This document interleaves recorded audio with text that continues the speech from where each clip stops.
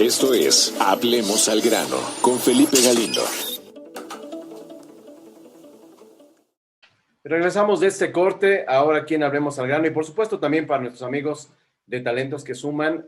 Ustedes lo saben, hablemos de educación y es un tema que particularmente, Angie García, tú lo sabes, es uno de mis favoritos, de los temas en los que siempre hay que estar pendientes. Decíamos un poquito antes de entrar a la entrevista con nuestra invitada, que mínimo un día hay que estar, todos los días al menos, hay que estar hablando de esta situación, de lo que podemos hacer para la educación de nuestros hijos, para nosotros mismos, porque hoy creo que esta pandemia nos ha demostrado el valor que implica el reinventarnos y por supuesto creo que esta pandemia nos está dejando muchísimas enseñanzas, amén de pues la tragedia de perder vidas humanas, pero me gustó muchísimo esta introducción que va a dar nuestra invitada Marta Tajonar, sobre un simposio virtual internacional que hicieron, que justamente se llamó La otra cara de la pandemia. ¿Qué aprendimos y cómo enfrentaremos el presente y futuro de la educación? Insisto, porque la educación hoy debe formar parte de nuestras prioridades y nuestras urgencias. Marta Tajonar, te agradezco que estés con nosotros. Ella es directora del Colegio Marymount en Cuernavaca, Morelos. Y bueno, pues quien nos puede hacer un resumen de todas estas confrontaciones con nuestra realidad a propósito de la educación. Marta, agradecerte que estés aquí con el público de Talentos que Suman y de Hablemos al Grano, que en este momento nos enlazamos. ¿Cómo estás? Muy bien, gracias Felipe, muy contenta de compartir este espacio contigo. Pues mira, nos reunimos los tres Marymounts de Colombia y México, y el de México. En México solo tenemos un colegio Marymount, justamente para organizar este simposio, porque nos parecía muy importante compartir con la audiencia los aprendizajes adquiridos en la educación a partir de la pandemia y compartido en las visiones de dos países de Latinoamérica que ha afrontado esta situación de manera similar, pero muy diferente también. Y nosotros no queríamos centrarnos en las pérdidas, sino en las ganancias, en aquellas grandes preguntas que los que nos dedicamos a la educación nos tenemos que hacer para de aquí seguir caminando y formando a nuestros niños y a nuestros jóvenes de la mejor manera. Entonces, este simposio abordó 4 paneles diferentes. Empezamos con un conferencista de primer nivel cada día del simposio, y de ahí un grupo de panelistas que compartimos ciertas experiencias a raíz de su vivencia personal como padres de familia, como profesores, como alumnos, y después el de política pública. Entonces lo dividimos en estas 4 secciones. Empezamos el 23 de marzo con el panel de los profesores, que fue sumamente interesante. Ahí abrió Julián de Subiría con una conferencia pues el rol del profesor, cómo tiene que tocar esas fibras del alumno, de entender su forma de aprender, su vínculo entre el alumno y el profesor. Al siguiente día tuvimos el de padres de familia, y ahí tuvimos un conferencista, Efrén Martínez, también extraordinario, sobre la visión de los padres, los papás ya como pues con mucho mayor involucramiento del proceso educativo que están viviendo sus hijos. En el tercer día tuvimos 2 paneles. Uno fue de los alumnos, que fue fascinante ver a los alumnos, a los chicos, cómo decían todo lo que han ganado, todo lo que han aprendido, cómo extrañan su escuela, cómo han vivido este año de pandemia, reorganizando rutinas, haciéndose más responsables, esta autogestión. Y terminamos con el de política pública, donde tuvimos a la ministra de Educación de Colombia y a ciertos representantes del sector público, tanto de Colombia como de México. Así que ahí fue interesante compartir estas 2 visiones de los países, y bueno, se puso interesante la polémica.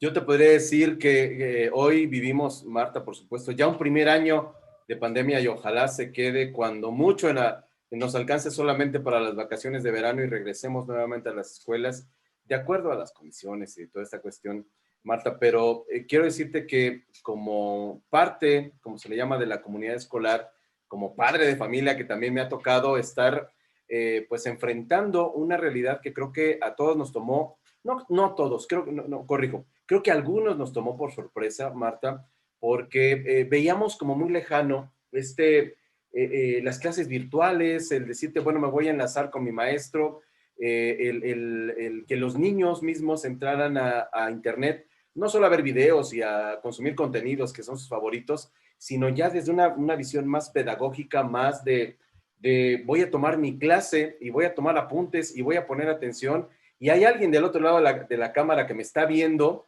y que debo llegar temprano y que debo llegar vestido, uniformado, desayunado, con toda la disciplina de la escuela. Eso creo que nos tomó un poco de sorpresa, Marta, pero creo que uno de los que rápido le agarraron el modo fueron los alumnos, que finalmente son los principalmente involucrados en esta comunidad escolar. Marta, si pudiéramos resumir el aprendizaje en este año, ¿qué aprendimos de esta pandemia? Está complicado resumirlo, pero hemos Sé que te aprendido puse en un tanto. dilema porque es muy complejo, son Hemos, maestros, hemos, sí, fue un yo seminario de creo tres que a días. nivel mundial, así es. Hemos tenido muchísimos aprendizajes.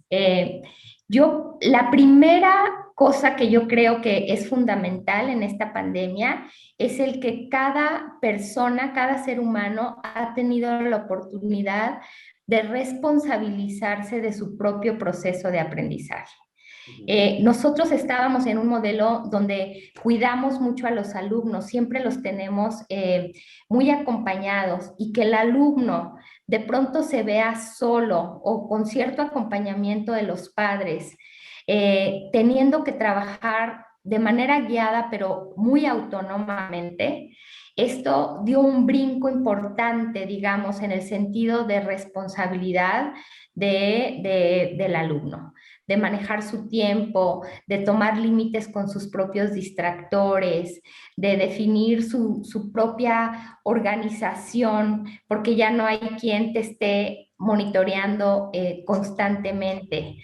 Entonces, creo que esto es uno de los aprendizajes fundamentales y una de nuestras psicólogas hablaba de esta generación de cristal, ¿no? Que estábamos creando tan frágil, tan endeble aparentemente, y boom, nos vinieron a demostrar los niños y los jóvenes que son capaces de mucho más, que son resilientes, que pueden hacerlo, que tienen esa capacidad de adaptarse, de mostrar flexibilidad, de comprometerse, y yo creo que ese es uno de los grandes, grandes aprendizajes.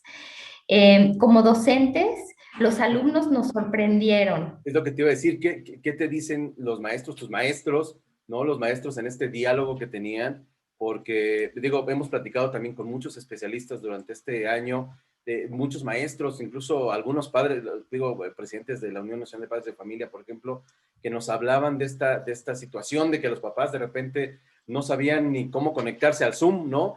Por decirlo menos, pero una cuestión que también platicábamos con muchos maestros, pero oye, es que yo para hacer un video, bueno, si para una clase me llevaba medio día, hoy prácticamente es todo un día para un video de 1 minuto, de 2 minutos. Se les vino en serio el trabajo a los maestros, en el buen sentido, es decir, oye, tuvo que aprender, tuvo que reinventarse. Fueron también otro de los actores que, ¿qué te decían, Marta? ¿Qué te decían? Para Basta, mí ya no los quiero, ya no maestros, puedo, ya basta. para mí los maestros son héroes de la pandemia, porque realmente aprendimos en cuestión de días a mover todos nuestros planes y programas, a adecuarlos a las necesidades de los alumnos.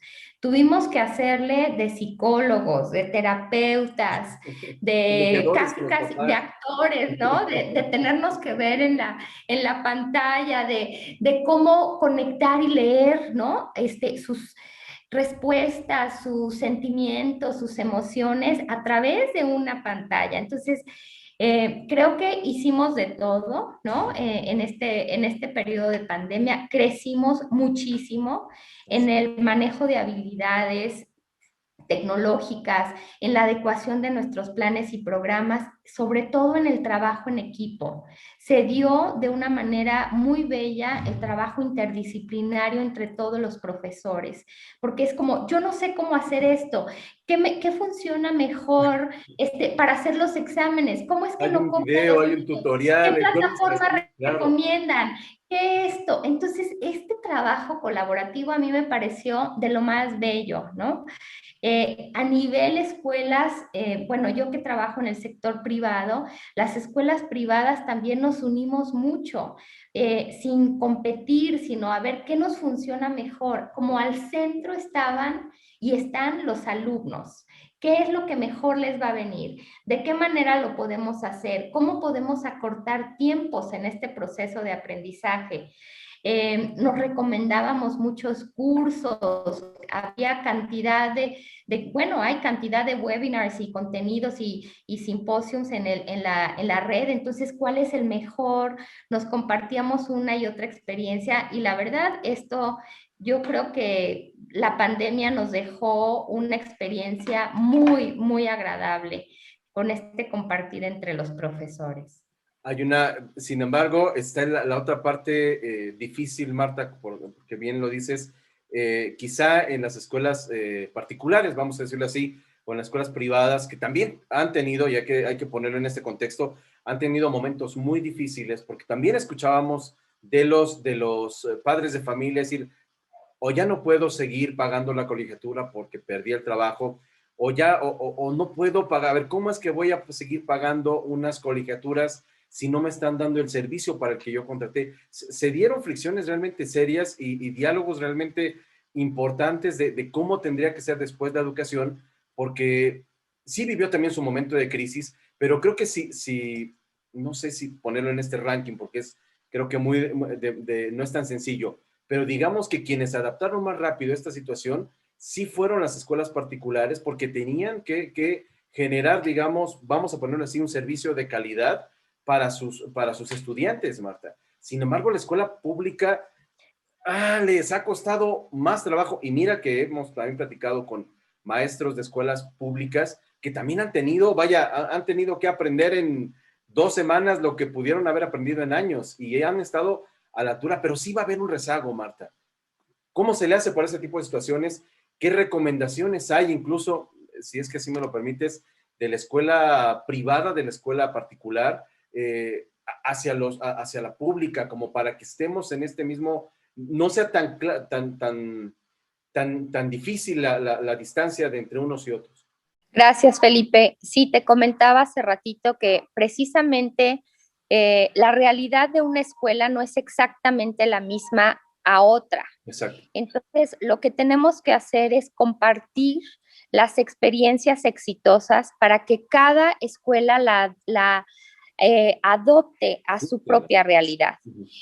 Porque no es lo mismo una escuela de 2,000 alumnos, digamos, a una escuela pequeña. Entonces, aquí un tema muy, muy valioso es compartir experiencias. Los alumnos son los que tienen que salir ganando y todos como mexicanos, en mi opinión, debemos tener este sentido de responsabilidad, de cerrar un poco la gran brecha social que se ha dado en el tema educativo entre educación pública y educación privada. Porque lamentablemente no todos los niños ni los jóvenes de México pues han tenido acceso a las mismas oportunidades de internet, de continuidad, de simplemente acompañamiento puntual de parte de sus profesores.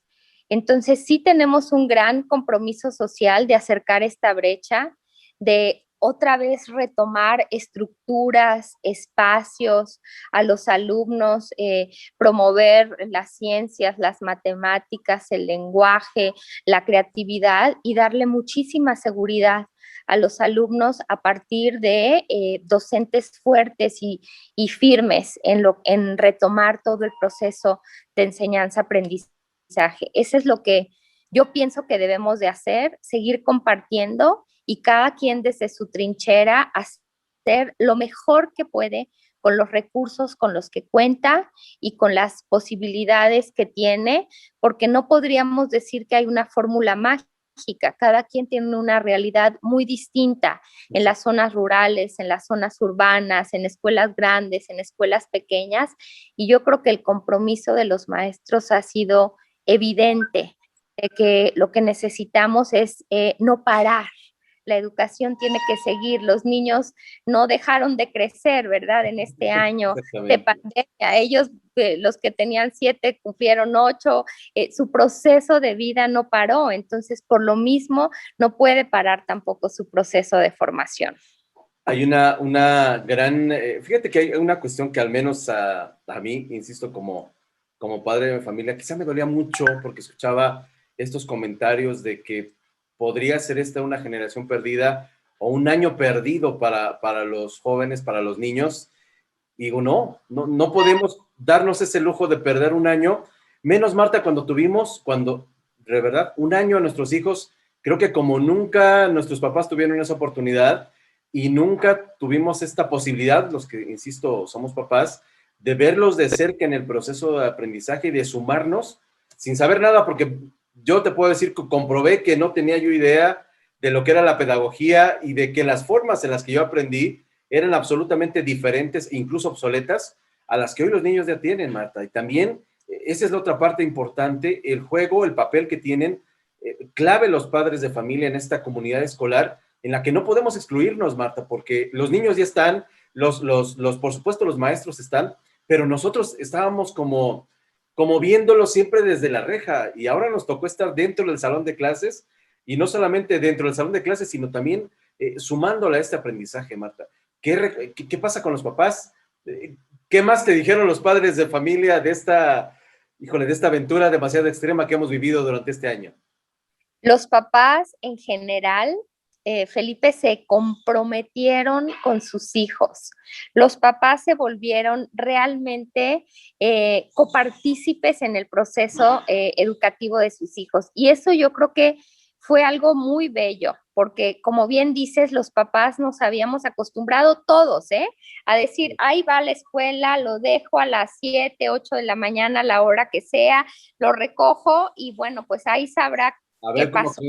A ver cómo ocurrió eso y me entregan cuentas de aquello. Y ahora el papá se involucró mucho más en el proceso de su hijo, vio realidades que antes no tenía oportunidad de observar, fue acompañando cada uno de los pasos de los hijos en la edad que estaban.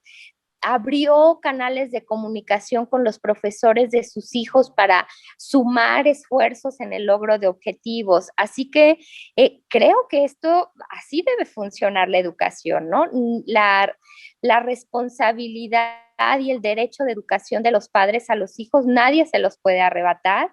Y los padres asumimos esta responsabilidad de decir, pues sí, esto es lo que tiene que estar ocurriendo, a ver cómo está pasando, en qué te apoyo, ¿no? Papás que fueron como mucho más conscientes de conocer otra faceta de sus hijos como estudiantes.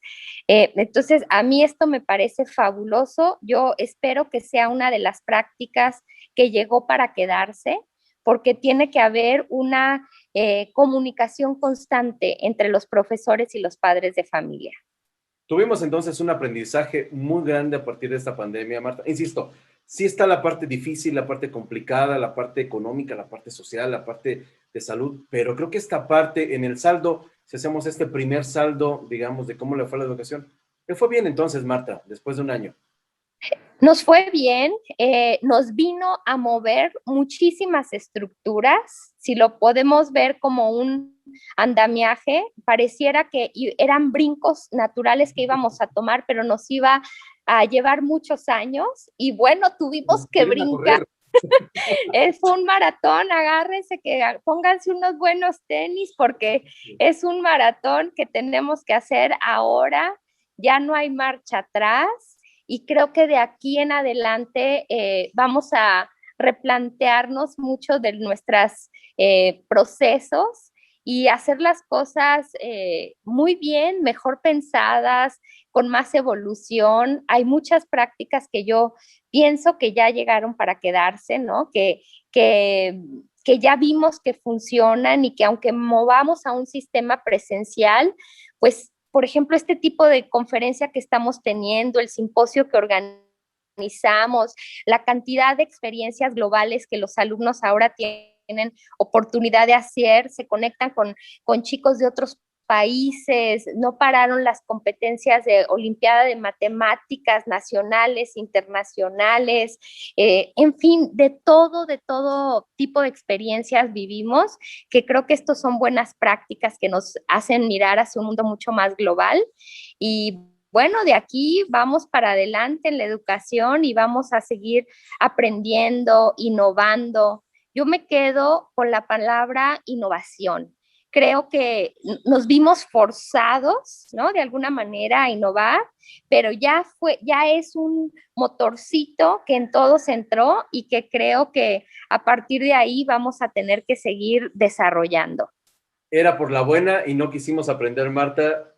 Fue por la mala con la pandemia, pero creo que Pues aprendimos. Creo que esa es la gran lección y ese es el gran saldo que, insisto, tenemos después de un año, Marta. De verdad que agradecerte que nos hayas compartido. En principio, era muy difícil, es muy difícil, insisto, en esta plática, resumir 3 días de diálogo, de intercambio, de confrontación, de toda la realidad que vivieron ustedes pues en este seminario internacional, del que también me gustaría que ahorita compartieras pues con nuestro público las redes donde pueden ver el canal de YouTube, que están las conferencias ahí, que no podemos perdernos esta riqueza pues en intercambio de experiencias, Marta. De verdad que agradecerte que nos hayas dejado un buen sabor después de tantas malas noticias que nos toca decir a propósito de la pandemia, que si la vacuna, que si no llegó, que si está pasando esto, que si los políticos. Créeme que siempre la educación es este remanso, es este oasis de esperanza, es este oasis de que sí se pueden hacer las cosas mejor. Y qué bueno que sea justamente en la educación donde encontramos un saldo mucho mejor, creo que por mucho, porque ya, insisto, como papás, bueno, pregúntame del Zoom y yo te puedo decir hasta los dibujitos que hacen ahora mis hijos, como los hacen. Y si hablamos de otras aplicaciones, es increíble cómo aprendimos de esta pandemia, de esta tecnología, y creo que llegamos bien a estos momentos, y ojalá que pronto de verdad podamos llegar al salón presencial, y creo que va a ser muy emotivo ese día. ¿Te lo has imaginado? Antes de despedir, ¿te lo has imaginado cómo va a ser? Vamos a llorar todos cuando regresemos. Sueño con ese día, sueño con ver la escuela llena, los niños llegando. La escuela es el lugar adecuado para formar, de verdad, no tengamos miedo de regresar, los niños hacen caso, los profesores tienen mucha autoridad en el sentido de que los protocolos van a ser respetados, entonces sueño con ese día, de verdad. Creo que todos abrazamos la idea de podernos ver presencialmente y sí me lo imagino muchísimo, ese día me lo imagino mucho, ver sus caritas, ver sus ojos, porque seguramente todos traerán cubreboca, ver a través de sus ojos esa chispa que nos llena de ilusión y de vida a todos los que nos dedicamos a la educación. Así que llegará ese día y también se quedarán muchas prácticas de la virtualidad que nos han dejado experiencias de mucho crecimiento. Y bueno, yo creo que la educación enfrenta una nueva etapa y no tenemos que tener miedo, tenemos que dar esos pasos, tenemos que prepararnos mejor, tenemos que dar lo mejor para nuestros niños y para nuestros jóvenes, porque finalmente a ellos les va a tocar un mundo donde toda esta tecnología va a estar ahí frente a ellos y tienen que saberla manejar, tienen que tener principios éticos, morales y bueno, pues yo creo que todos los profesores estamos dispuestos a hacerlo de la mejor manera posible desde nuestros propios espacios. Padrísimo, Marta. Te aprecio mucho de esta plática que tuvimos con ustedes. Recuérdame los canales donde pueden ver todas estas conferencias. Por favor, escuchen las conferencias del simposio La otra cara de la pandemia, aprendizajes clave a través de la página de YouTube de Marymount Barranquilla y a través de la página de Facebook del Colegio Marymount en Cuernavaca. les dejamos esta información muy valiosa. Recomendamos a profesores, padres de familia y público en general que escuche estas reflexiones que nos van a abrir una visión y aportar una luz del replanteamiento a nivel educativo. De verdad que te aprecio mucho esta plática que hemos tenido contigo. Ojalá podamos platicar antes de que regresen a la escuela, Marta, y bueno, pues tener este contacto con ustedes, porque vaya que insisto, la educación tiene que ser noticia diaria. Te aprecio mucho esta plática, insisto, y bueno, pues de verdad que enhorabuena por este esfuerzo internacional que hacen, ¿no? Y además no solamente hacerlo, sino compartirlo con el público. Creo que ese es un gesto generoso por parte de ustedes, y bueno, pues de verdad que bueno, qué contentos nos dejas, qué animados nos dejas, Marta. Gracias, también yo me quedo muy contenta de esta plática, y cuando gusten, tienen ahí un espacio en el colegio en Cuernavaca, y por internet, pues con mucho gusto compartir experiencias que nos van a nutrir a todos. Angie García, yo sé que nadie nos va a creer que digamos que vamos a ir a Cuernavaca a hacer un reportaje del sistema educativo que tiene el colegio ayer. No nos van a creer, pero vamos a ir y vamos a hacer pruebas. Marta, vas a ser testigo de honor. Yo ahí los espero con mucho gusto, será un placer recibirlos. Gracias, Marta Tajonat, directora del Colegio Marymount en México, en Cuernavaca. Nosotros vamos a hacer una pausa. Estamos aquí en Hablemos al Grano y en Talentos que Suman. Hablemos al Grano con Felipe Galindo.